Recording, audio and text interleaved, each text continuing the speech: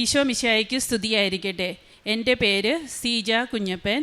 ഞാൻ കോട്ടയം ജില്ലയിൽ ഉഴവൂർ എന്ന് പറയുന്ന സ്ഥലത്ത് നിന്ന് വരുന്നു. 3 വർഷമായിട്ട് കാനഡയിൽ ന്യൂഫൗണ്ട്ലാൻഡ് എന്ന സ്ഥലത്ത് ജോലി ചെയ്യുകയാണ്. ആദ്യമായി ഈ അമ്മ മാതാവിനും തിരുക്കുമാരനും ഈ അൾത്താരയിൽ വന്ന് അമ്മയുടെ പ്രത്യക്ഷീകരണത്തിൻ്റെ സാക്ഷിയായി ഉയർത്തിയതിന് കോടാനുകോടി നന്ദി പറയുന്നു. ഞാൻ ഇവിടെ തീർത്ഥാടന ഉടമ്പടി എടുത്തത് 2023 മാർച്ച് 15-നാണ്. 2022 ആണ് ഞാൻ കൃപാസനത്തെക്കുറിച്ച് അറിയാനിടയായത്. ഞങ്ങൾ 11 വർഷമായിട്ട് മൗറീഷ്യസിലായിരുന്നു. അവിടെ നിന്ന് പല സ്ഥലത്തോട്ടും പോകാനായിട്ട് ട്രൈ ചെയ്തു. പക്ഷേ എന്തെങ്കിലും കാരണങ്ങൾ കൊണ്ട് അതെല്ലാം മാറിപ്പോവുകയായിരുന്നു. അങ്ങനെ 2022 ഞങ്ങൾ കാനഡയ്ക്ക് പോകാനുള്ള പ്രോസസ്സിങ് സ്റ്റാർട്ട് ചെയ്തു. അപ്പോൾ അവിടെ ആദ്യമായിട്ട് നമുക്ക് അവിടുത്തെ പ്രൊവിൻസ് നോമിനേഷൻ, അതായത് PNP എന്ന് പറയുന്നത് കിട്ടണം. അതിനുവേണ്ടി ഞങ്ങൾ അപ്ലൈ ചെയ്ത് ഒരുപാട് സമയം വെയിറ്റ് ചെയ്തു. എന്നിട്ടും അത് ഞങ്ങൾക്ക് കിട്ടുന്നില്ലായിരുന്നു. അങ്ങനെ ഞങ്ങളുടെ ഒരു ഫ്രണ്ട് ചേച്ചി വഴി കൃപാസനത്തെക്കുറിച്ച് അറിഞ്ഞു. സഞ്ചാര മാതാവാണ്, നമ്മൾ വിശ്വാസത്തോടു കൂടി പ്രാർത്ഥിച്ചാൽ സാധിച്ചു കിട്ടുമെന്ന് പറഞ്ഞ് ഞാൻ ആ പ്രാർത്ഥന രാവിലെ എഴുന്നേറ്റ് പ്രാർത്ഥിച്ച് 7 ദിവസത്തിനകം ഒരുപാട് നാളായിട്ട് കിട്ടാണ്ടിരുന്ന പ്രൊവിൻസ് നോമിനേഷൻ ഞങ്ങൾക്ക് കിട്ടി. അങ്ങനെ ഞങ്ങൾ അവിടെ നിന്ന് ബാക്കിയുള്ള പേപ്പറെല്ലാം വർക്ക് പെർമിറ്റിന് അപ്ലൈ ചെയ്തു. നോർമലി അവിടെ നിന്ന് 12 വീക്സിനകം വർക്ക് പെർമിറ്റ് കിട്ടേണ്ടതാണ്. അങ്ങനെ 12 വീക്സ് ആകാറായപ്പോഴത്തേക്കും ഞങ്ങൾ ഇന്ത്യയിലേക്ക് അവിടെ നിന്ന് റിസൈൻ ചെയ്തു പോന്നു, ഫാമിലിയായിട്ട് പോന്നു. അങ്ങനെ 3 മാസത്തോളം ഞങ്ങൾ വെയിറ്റ് ചെയ്തു. എന്നിട്ടും വർക്ക് പെർമിറ്റ് ഞങ്ങൾക്ക് കിട്ടുന്നില്ലായിരുന്നു. ഞങ്ങൾ 2 പേരും ജോലിയില്ലാണ്ട് സാമ്പത്തികമായിട്ടും മാനസികമായിട്ടും ഒത്തിരി വിഷമിച്ച് അങ്ങനെ ആദ്യം എനിക്ക് പേടിയായിരുന്നു ഉടമ്പടി എടുക്കാനായിട്ട്. ഇതെല്ലാം പാലിക്കാൻ പറ്റുമോ എന്ന് ഒരുവിധം എല്ലാവരുടെയും പേടിയാണ്. പക്ഷേ നമ്മൾ ഒരിക്കലും അതിന് വേണ്ടി വെയിറ്റ് ചെയ്യരുത്. നമ്മൾ ധൈര്യത്തോടു കൂടി ഉടമ്പടി എടുക്കണം. അങ്ങനെ 2023 മാർച്ച് 15-ന് ഞാൻ ഇവിടെ വന്ന് തീർത്ഥാടന ഉടമ്പടി വിശ്വാസത്തോടു കൂടി എടുത്തു. പ്രാർത്ഥിച്ച് ഞാൻ പിറ്റേ ദിവസം പള്ളിയിൽ പോയി പ്രാർത്ഥിച്ച് പത്രം കൊടുക്കാൻ പോകുന്നതിന് മുമ്പ് എനിക്ക് എന്തെങ്കിലും ഒരു അടയാളം കാണിച്ചു തരണമേ, ഇത് പറഞ്ഞ് എനിക്ക് പത്രം കൊടുക്കാനുള്ള ഭാഗ്യം തരണമേ എന്ന് മാതാവിനോട് ഈശോയോടും കരഞ്ഞ് പ്രാർത്ഥിച്ച് ഞാൻ പള്ളിയിൽ പോയി തിരിച്ചു വന്ന് എൻ്റെ മൊബൈൽ എടുത്ത് നോക്കിയപ്പോൾ എനിക്കും എൻ്റെ ഒരു കുഞ്ഞിനും വർക്ക് പെർമിറ്റ് വിസ സ്റ്റാമ്പിങ്ങിന് വന്നു. 6 മാസമായിട്ടും വരാണ്ടിരുന്ന വർക്ക് പെർമിറ്റ് ഞങ്ങൾക്ക് ഉടമ്പടി എടുത്ത് പിറ്റേ ദിവസം തന്നെ കിട്ടി. അത് പറഞ്ഞാണ് ഞാൻ ആദ്യമായിട്ട് പത്രം കൊടുത്തത്. അങ്ങനെ ഞങ്ങൾ 1-2 മാസത്തിനകം ഞങ്ങൾ കാനഡയ്ക്ക് പോയി. അവിടെ ചെന്ന് ഞങ്ങൾ പേഴ്സണൽ കെയർ, ഞാനും എൻ്റെ ഹസ്ബൻഡും പേഴ്സണൽ കെയർ അസിസ്റ്റൻ്റായിട്ടാണ് ജോലി ചെയ്യാനായിട്ടാണ് അവിടെ പോയത്.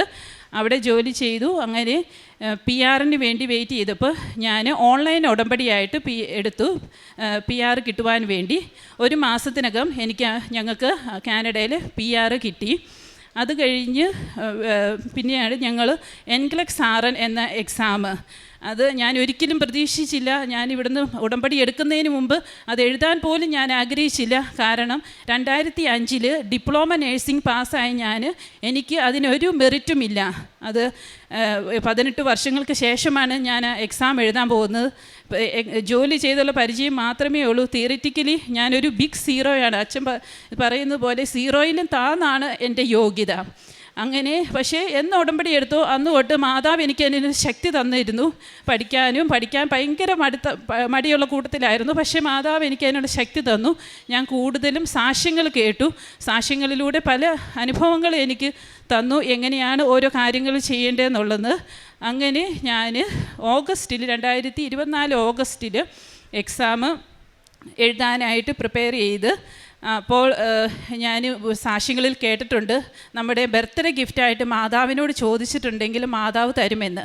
അങ്ങനെ എൻ്റെ ഓഗസ്റ്റിലാണ് എൻ്റെ ബർത്ത്ഡേ. ഞാൻ ആ മാസം തന്നെ ഡേറ്റ് എടുത്തു, എക്സാം എഴുതി.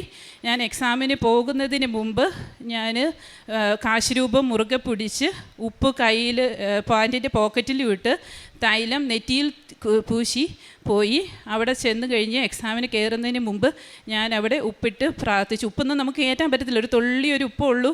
അത് വെച്ച് ഞാൻ പ്രാർത്ഥിച്ച് തൈലം കമ്പ്യൂട്ടറിൽ പൂശി ഞാൻ എക്സാം എഴുതി. 5 മണിക്കൂറിൻ്റെ എക്സാം ആയിരുന്നു, 150 ക്വസ്റ്റ്യൻസ്. ഇതെല്ലാം തന്നെ ഞാൻ ഓരോ തവണയും ആൻസർ എഴുതുന്നതിന് മുമ്പ് വിശ്വാസ പ്രമാണം ചൊല്ലി പ്രത്യക്ഷീകരണ പ്രാർത്ഥനയും ചൊല്ലി നന്മ നിറഞ്ഞു മറിയവും ചൊല്ലിയാണ് എഴുതുന്നത്. ഇതിനൊക്കെ എനിക്ക് എങ്ങനെ സമയം കിട്ടിയെന്ന് എനിക്കറിയാൻ പാടില്ല. 5 മണിക്കൂറിൻ്റെ എക്സാം ഞാൻ 4.5 മണിക്കൂറിൽ എഴുതി കഴിഞ്ഞു. അത് ഞാൻ വിശ്വാസത്തോടെ ഓരോ തവണയും എഴുതുന്നതിന് മുമ്പ് മാതാവിനോട് പ്രാർത്ഥിച്ച് ചോദിച്ചെഴുതി. ഭാഗ്യവശാൽ എനിക്ക് അത് എൻക്ലക്സ് എന്ന് പറയുന്നത് ഒരുപാട് നമ്മൾ പഠിക്കാനുണ്ട്, എല്ലാ ഇതിനെക്കുറിച്ചും പഠിക്കാനുണ്ട്. എനിക്ക് ഒരുപാട് കാര്യങ്ങൾ പീഡിയാട്രിക്, മറ്റേണിറ്റി, സൈക്യാട്രി അതൊന്നും അറിയില്ല. അതിൽ നിന്നൊക്കെ എനിക്ക് വളരെ കുറച്ച് ക്വസ്റ്റ്യൻസും എനിക്ക് അറിയാവുന്ന ഭാഗത്ത് എനിക്ക് എക്സ്പീരിയൻസ് ഉള്ള ഭാഗത്തു നിന്ന് മാത്രമാണ് കൂടുതൽ ക്വസ്റ്റ്യൻ ചോദിച്ചത്. അതെല്ലാം മാതാവിൻ്റെ ഒറ്റ അനുഗ്രഹം കൊണ്ടായിരുന്നു. അങ്ങനെ എക്സാം എഴുതി തിരിച്ചു വന്ന് ഞാൻ 2 ദിവസത്തിനകം റിസൾട്ട് കിട്ടും.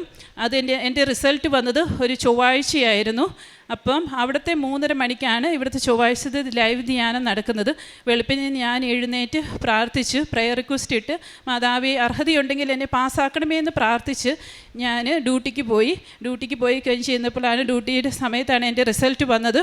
അപ്പം ഞാൻ ആദ്യമേ തന്നെ ഞാൻ തീരുമാനിച്ചിരുന്നു, ഞാൻ ഒരിക്കലും അവിടെ നിന്നുകൊണ്ട് റിസൾട്ട് നോക്കത്തില്ല. ഞാൻ പള്ളിയിൽ പോയി പ്രാർത്ഥിച്ച് വീട്ടിൽ വന്ന് മാതാവിൻ്റെ മുമ്പിൽ തിരി കത്തിച്ച് കാശിരുമ്പം പിടിച്ചേ റിസൾട്ട് നോക്കത്തുള്ളൂ എന്ന്. അങ്ങനെ ഞാൻ വീട്ടിൽ വന്ന് നോക്കിയപ്പോൾ എനിക്ക് നോക്കാനുള്ള ശക്തി ഇല്ലായിരുന്നു. ഞാൻ കാശിരൂപം വിശ്വാസ പ്രമാണം എന്ന് പറയണത് ഇതിനു മുമ്പ് എനിക്ക് ഇത്രയും ശക്തിയുള്ള പ്രാർത്ഥനയാണെന്ന് എനിക്ക് അറിയാൻ പാടില്ലായിരുന്നു. വിശ്വാസ പ്രമാണം ഇത് എന്ന് ഉടമ്പടി എടുത്തോ അന്ന് തൊട്ടാണ് ഞാൻ ഇത്രയും ശക്തിയുള്ള പ്രാർത്ഥന അറിയുന്നത്. വിശ്വാസ പ്രമാണം ചൊല്ലി എൻ്റെ ഹസ്ബൻഡ് റിസൾട്ട് നോക്കിയപ്പോൾ ഞാൻ പാസ്സായി. എന്താ പറയേണ്ടതെന്ന് അറിയാൻ പാടില്ല. ഒരു യോഗ്യതയില്ലാത്ത not my merit but by grace, അതാണ് എൻ്റെ ജീവിതം. ഒരിക്കലും ആദ്യത്തെ അറ്റംപ്റ്റ് ഞാൻ അത് പാസ്സാകുമെന്ന് ഒരിക്കലും പ്രതീക്ഷിച്ചില്ല. 3 പ്രാവശ്യം ട്രൈ ചെയ്യാം, കിട്ടിയില്ലെങ്കിൽ വേണ്ട എന്നുള്ള ഇതിലാണ് ഞാൻ എക്സാം എഴുതാൻ പോയത്. അങ്ങനെ ആദ്യത്തെ തവണ തന്നെ എനിക്ക് എക്സാം പാസ്സായി. അത് കഴിഞ്ഞ് അവിടുത്തെ രജിസ്റ്റേർഡ് നേഴ്സിൻ്റെ ഇൻ്റർവ്യൂവിൻ്റെ സമയത്ത് എനിക്കൊരു 9:30 സമയം കിട്ടിയത്. അന്നത്തെ ഡെയിലി ബ്രെഡിൽ അച്ഛൻ പറഞ്ഞു 9:30 മാതാവ് അനുഗ്രഹം കാണിക്കുമെന്ന്. അപ്പോൾ എനിക്കൊരു പേടിയില്ലായിരുന്നു. അപ്പം എനിക്ക് അറിയാം എന്നെക്കുറിച്ചാണ് മാതാവ് പറയുന്നതെന്ന്. അങ്ങനെ ഒരു ബുദ്ധിമുട്ടും കൂടാണ്ട് എനിക്ക് ഇൻ്റർവ്യൂ അറ്റൻഡ് ചെയ്യാൻ പറ്റി. എനിക്ക് ആദ്യമൊക്കെ സംശയമായിരുന്നു, ഇവർ പറയുന്നതൊക്കെ നന്നായിട്ട് മനസ്സിലാകുമോ, ഞാൻ പറയുന്നത് മനസ്സിലാകുമോ. ഞാൻ ഇൻ്റർവ്യൂ കഴിഞ്ഞപ്പോൾ തന്നെ അവരെന്നോട് ചോദിച്ചത് നിങ്ങൾക്ക് എങ്ങോട്ടാണ്, ഏത് ഹോസ്പിറ്റലിലാണ് വേണ്ടതെന്നാണ്. അതിൻ്റെ അർത്ഥം എനിക്കത് കിട്ടിയെന്നാണ്. അത് അങ്ങനെ ആരോടും തന്നെ പറയാറില്ല. അങ്ങനെ മാതാവ് എന്നെ അനുഗ്രഹിച്ചു. ഇൻ്റർവ്യൂവിന് മുമ്പ് എനിക്ക് ജോലി കിട്ടാൻ സാധ്യതയുള്ള ഹോസ്പിറ്റലിൻ്റെ അവിടെ പോയി ഉപ്പിട്ട് പ്രാർത്ഥിച്ച്, ആരും ചവിട്ടാത്തടുത്ത് ഉപ്പിട്ട് പ്രാർത്ഥിച്ച് മാതാവേ എനിക്ക് ജോലി തരണമേ എന്ന് പ്രാർത്ഥിച്ചു. അങ്ങനെ യാതൊരു തടസ്സവും കൂടാണ്ട് എനിക്ക് ഇൻ്റർവ്യൂ പാസ്സാകാനും അവിടെ ഒരു രജിസ്റ്റേർഡ് നേഴ്സായിട്ട് ജോലി ചെയ്യാനും സാധിച്ചു. ഒരിക്കലും ഞാൻ പ്രതീക്ഷിച്ചതല്ല എനിക്കിങ്ങനെ ഒരു അനുഗ്രഹം ഉണ്ടാകുമെന്ന്. എല്ലാം ഇവിടെ വന്ന് ഉടമ്പടി എടുത്തതിന് ശേഷം കിട്ടിയ അനുഗ്രഹമാണ്. അത് കഴിഞ്ഞ് ഞങ്ങൾ അവിടെ സ്വന്തമായിട്ടൊരു ഭവനം മേടിക്കുക എന്നുള്ള ആഗ്രഹത്തോടു കൂടി ഇരുന്നപ്പോൾ ഞങ്ങൾക്കറിയാവുന്ന ഒരു കനേഡിയൻ ഫാമിലി തന്നെ ഞങ്ങളോട് ചോദിച്ചു, ഞങ്ങൾ വീട് വിൽക്കാൻ പോകുന്നുണ്ട്, നിങ്ങൾക്ക് ഇതെടുക്കാൻ താല്പര്യമുണ്ടോ എന്ന്. അങ്ങനെ അവിടെ ഒരിക്കലും സംഭവിക്കുന്നതല്ല. ഞാൻ അറിഞ്ഞിടത്തോളം എപ്പോഴും മാർക്കറ്റിലിട്ട് റിയലാറ്റർ വഴിയാണ് എപ്പോഴും ഹൗസ് സെയിലിംഗ് നടക്കുന്നത്. ആരാണോ കൂടുതൽ പൈസ ഇടുന്നത് അവർക്കാണ് ആ വീട് കിട്ടുന്നത്. പക്ഷേ ഇവർ തന്നെ ഞങ്ങൾക്ക് അഫോർഡ് ചെയ്യാൻ പറ്റുന്ന രീതിയിൽ ഞങ്ങൾ പറഞ്ഞ പൈസയ്ക്ക് അവർ ഞങ്ങൾക്ക് വീട് തന്നു. ഞങ്ങൾക്ക് വീട് കാണാനൊരു അവസരം കിട്ടിയപ്പോൾ ഞാൻ വീട് കണ്ടു കഴിഞ്ഞ് ഞാൻ ആരും ചവിട്ടാത്തടുത്ത് മാതാവിൻ്റെ ഉപ്പിട്ട് പ്രാർത്ഥിച്ചു, മാതാവേ ഇത് ഞങ്ങൾക്ക് വിധിച്ചിട്ടുള്ളതാണെങ്കിൽ തരണമേ എന്ന് പ്രാർത്ഥിച്ചുകൊണ്ട് അങ്ങനെ ആ വീട് ഞങ്ങൾക്ക് കിട്ടി. ആ വീടിൻ്റെ പ്രത്യേകത എന്ന് പറയുന്നത് 2 ഹാളുണ്ട് ആ വീടിന്. അപ്പം എൻ്റെ ആഗ്രഹം ഒരു ഹാള് പ്രെയർ റൂമാക്കി മാറ്റുക എന്നുള്ളതായിരുന്നു. അങ്ങനെ ഞങ്ങൾക്ക് അവിടെ ആ ഹാളിൽ പ്രെയർ റൂമാക്കുവാനും മാതാവിൻ്റെയും ഈശോയുടെയും എന്നും പ്രാർത്ഥിക്കുവാനും ഉള്ള അനുഗ്രഹം കിട്ടി. അങ്ങനെ ഞങ്ങൾക്ക് അവിടെ ഒരു വീടുമായി. അത് കഴിഞ്ഞ് എനിക്ക് എക്സ്പീരിയൻസ് ഉള്ള സ്ഥലത്ത് തന്നെ എനിക്ക് ജോലി കിട്ടാനും നല്ല ടീമിനെ കിട്ടുവാനും എനിക്ക് ഇതായി. എനിക്ക് ആദ്യമൊക്കെ ഭയങ്കര പേടിയായിരുന്നു അവിടെ എങ്ങനെ ഒരു നേഴ്സായിട്ട് ജോലി ചെയ്യും എന്നുള്ളത്. പക്ഷെ മാതാവിനെ എന്നും രാവിലെ പ്രാർത്ഥിച്ച് മുറുകെ പിടിച്ചാണ് ഞാൻ ഡ്യൂട്ടിക്ക് പോകുന്നത്. അങ്ങനെ എനിക്ക് ഇതുവരെ ഒരു പ്രശ്നങ്ങളും ഉണ്ടാവാണ്ട് എനിക്ക് മാതാവ് എല്ലാ അനുഗ്രഹങ്ങളും തന്നു. ഞങ്ങൾക്ക് അവിടെ അടുത്തായിട്ട് ഒരു ബസിലിക്ക പള്ളിയാണ് ഉള്ളത്. അവിടെ പോയി പ്രാർത്ഥിക്കാനായിട്ട് നടന്നു പോകാനുള്ള ദൂരത്തിലായിരുന്നു ആദ്യം ഞങ്ങൾ താമസിച്ചുകൊണ്ടിരുന്നത്. റെൻറ്റിന് താമസിച്ചുകൊണ്ടിരുന്നിടത്ത് അവിടെ പോയി നടന്നു പോകാനും പ്രാർത്ഥിക്കാനുള്ള അനുഗ്രഹം കിട്ടി. അത് കഴിഞ്ഞ് ഞങ്ങൾ പുതിയ വീട് മേടിച്ചതിൻ്റെ അടുത്തും ഞങ്ങൾക്ക് നടന്നു പോകുന്ന രീതിയിൽ തന്നെ ഉള്ള പള്ളി കിട്ടി.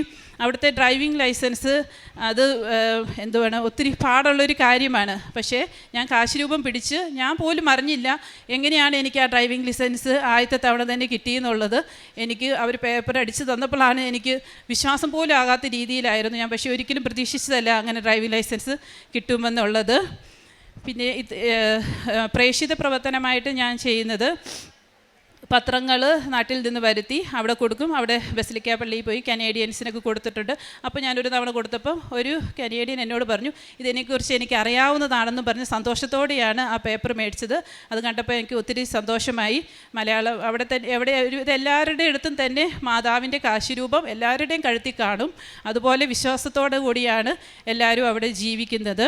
പിന്നെ അച്ഛൻ്റെ 3 വർഷമായിട്ട് എന്ന് ഉടമ്പടിയെടുത്തോ അന്ന് തൊട്ട് ഈ ചൊവ്വാഴ്ചയിലെ ധ്യാനം ഒരിക്കലും മുടക്കിയിട്ടില്ല. ചൊവ്വാഴ്ച അല്ലെങ്കിൽ ബുധനാഴ്ചയ്ക്കകം ഞാനത് കൂടിയിരിക്കും. അതിനുള്ള നമ്മൾ എപ്പോൾ വിഷമിച്ചാലും ആ അനുഗ്രഹ പ്രാർത്ഥന അച്ഛൻ്റെ കിട്ടുമ്പം ഭയങ്കര ഒരു ആശ്വാസമാണ്. അതുപോലെ ഡെയിലി ബ്രെഡ് എന്ന് തുടങ്ങിയോ അന്ന് തൊട്ട് അതും കാണും. എൻ്റെ ഒരു ജീവിതം തുടങ്ങുന്നത് തന്നെ അച്ഛൻ്റെ ഡെയിലി ബ്രെഡിലൂടെ ആണ്. അതെല്ലാം സ്റ്റാറ്റസായിട്ടും ഷെയർ ചെയ്യുകയും ചെയ്യും.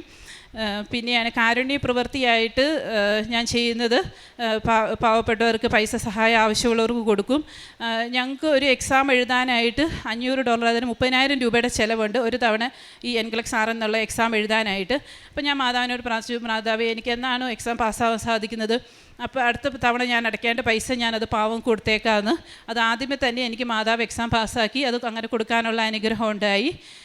ഇങ്ങനെ എക്സാം പാസ്സാവുകയാണെങ്കിൽ ആ പൈസ ഞാൻ കൊടുക്കാമെന്ന് പ്രാർത്ഥിച്ച് കഴിഞ്ഞ ഉടനെ തന്നെ എനിക്ക് ആ എക്സാം പാസ്സാകാനായിട്ട് സാധിച്ചു. പ്രത്യക്ഷീകരണത്തിന് സാക്ഷിയാക്കണമെന്ന് എന്ന് പ്രാർത്ഥിച്ചാലും അതെല്ലാം നടന്നിട്ടുണ്ട്. ഇത് ചെറുതും വലുതുമായിട്ട് ഒരുപാട് കാര്യങ്ങൾ എനിക്ക് നടന്നു തന്നിട്ടുണ്ട്. അതിനെല്ലാം മാതാവിനോടും ഈശോയോടും നന്ദി പറയുന്നു. എസെക്കിയേൽ പ്രവാചകൻ്റെ പുസ്തകം 34-ാം അധ്യായം 76-ാം തിരുവചനം. അവരെയും എൻ്റെ മലയ്ക്ക് ചുറ്റുമുള്ള സ്ഥലങ്ങളെയും ഞാൻ അനുഗ്രഹിക്കും. ഞാൻ യഥാസമയം മഴ പെയ്യിക്കും. അത് അനുഗ്രഹവർഷമായിരിക്കും. ഉടമ്പടി ഒരു വാഗ്ദാനമാണെന്ന് ദൈവം നമ്മോട് എപ്പോഴും ഓർമ്മിപ്പിക്കുന്നുണ്ട്.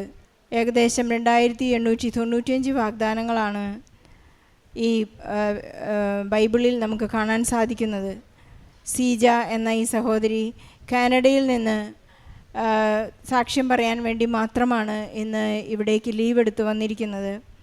ഈ മകൾക്ക് ലഭിച്ച എല്ലാ അനുഗ്രഹങ്ങൾക്കും അവർക്ക് PR കിട്ടിയതും അവർക്ക് അവിടെ ഒരു വീട് ലഭിച്ചതും അതുപോലെ തന്നെ അവർക്ക് ഡ്രൈവിംഗ് ലൈസൻസ് കിട്ടിയത്, കുഞ്ഞുങ്ങളെ അവിടെ അഡ്മിറ്റ് ചെയ്യാനുള്ള സൗകര്യം, അവർക്ക് പത്രങ്ങൾ വിതരണം ചെയ്യാനുള്ള അവരുടെ സാധ്യതകൾ, ഉടമ്പടി ജീവിക്കാനും കൈമാറ്റം ചെയ്യാനും ഈശോ വരെ അനുഗ്രഹിക്കുന്ന മനോഹരമായ ഒരു സാക്ഷ്യമാണിത്. ഞാൻ ഉടമ്പടി ജീവിച്ചുകൊണ്ടിരിക്കുമ്പോൾ ഒരു കെയർ ടേക്കറായി കാനഡയിലേക്ക് പോയ മകളാണിത്. ഇന്ന് കുടുംബം മൊത്തമായിട്ട് അവരവിടെയാണ്.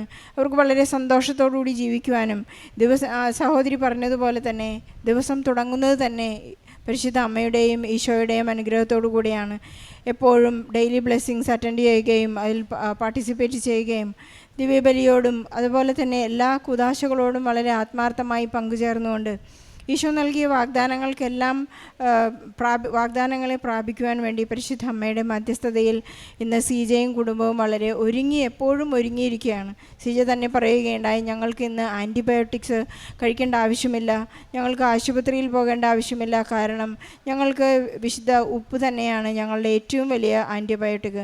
ഞങ്ങൾ എവിടെയെല്ലാം പോകുന്നുവോ, ഇന്ന് ബഹുമാനപ്പെട്ട ജോസഫ് അച്ഛൻ ഇന്നത്തെ ഉടമ്പടി ധ്യാനത്തിൽ നമ്മൾ വളരെ വ്യക്തമായി ഉടമ്പടി ഉപ്പിൻ്റെ പവർ എന്താണെന്ന് അച്ഛൻ നമ്മോട് വ്യക്തമായി പറയുകയുണ്ടായി.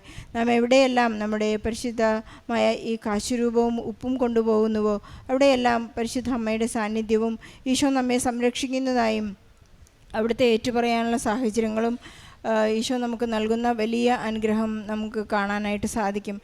ഈ മകൾക്കുള്ള ഒരു വലിയ കടമ്പയായിരുന്നു NCLEX എക്സാം പാസ്സാവുക എന്നുള്ളത്. വലിയ ഒരു ഗ്യാപ്പിന് ശേഷം ആ ഒരു എക്സാം ഫസ്റ്റ് ടൈമിൽ പാസ്സാകുവാനും അത് പരിശുദ്ധ അമ്മയ്ക്ക് ഒരു പ്രോമിസ് കൊടുത്തു. ഇനി ഇത് സാധാരണഗതിയിൽ പെട്ടെന്ന് ഒരു അറ്റംപ്റ്റിൽ പാസ്സാകാത്തതാണ്.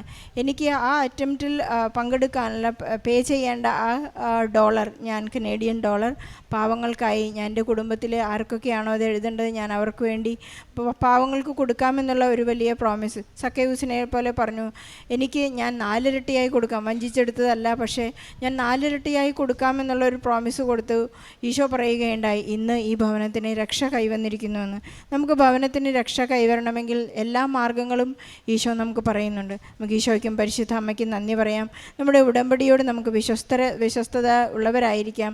നമ്മുടെ പത്രം കൊടുക്കി മകൾ പറയുകയുണ്ടായി, ഞാൻ ഇവിടെ നിന്ന് ഉടമ്പടിയെടുത്ത് പോയി ആദ്യം ചെയ്തത് ഞാൻ പത്രവിതരണം ചെയ്യുകയായിരുന്നു. അന്ന് തന്നെ എനിക്ക് വർക്ക് പെർമിറ്റ് കിട്ടിയെന്ന് സാക്ഷ്യപ്പെടുത്തുന്നു. നമ്മുടെ എല്ലാ സാക്ഷ്യ കൈമാറ്റം കൃത്യമായി നടക്കുമ്പോൾ ഈ ദൈവത്തിൻ്റെ മനുഷ്യരുടെ മുമ്പിൽ ഈശോ ഏറ്റുപറയുന്ന നിമിഷങ്ങളിലെല്ലാം ദൈവപിതാവിൻ്റെ മുമ്പിൽ ഈശോ നമ്മെ ഏറ്റുപറയും. സീജ എന്ന മകളുടെ സാക്ഷ്യത്തിന് ഈശോയ്ക്കും പരിശുദ്ധ അമ്മയ്ക്കും നല്ലൊരു കയ്യടി നൽകി സാക്ഷ്യം നമുക്ക് സമർപ്പിക്കാം. അത്യപൂർവ ദൈവാനുഭവങ്ങൾ ഇനി നിങ്ങൾക്കും സ്വന്തം. ഈ യൂട്യൂബ് ചാനൽ ഇതുവരെ സബ്സ്ക്രൈബ് ചെയ്തിട്ടില്ലെങ്കിൽ ഇപ്പോൾ തന്നെ സബ്സ്ക്രൈബ് ചെയ്യുക. ഈ വീഡിയോ ഇപ്പോൾ തന്നെ നിങ്ങളുടെ സുഹൃത്തുക്കൾക്ക് ഷെയർ ചെയ്തുകൊണ്ട് കർത്താവിൻ്റെ പ്രേക്ഷിതരാകുക.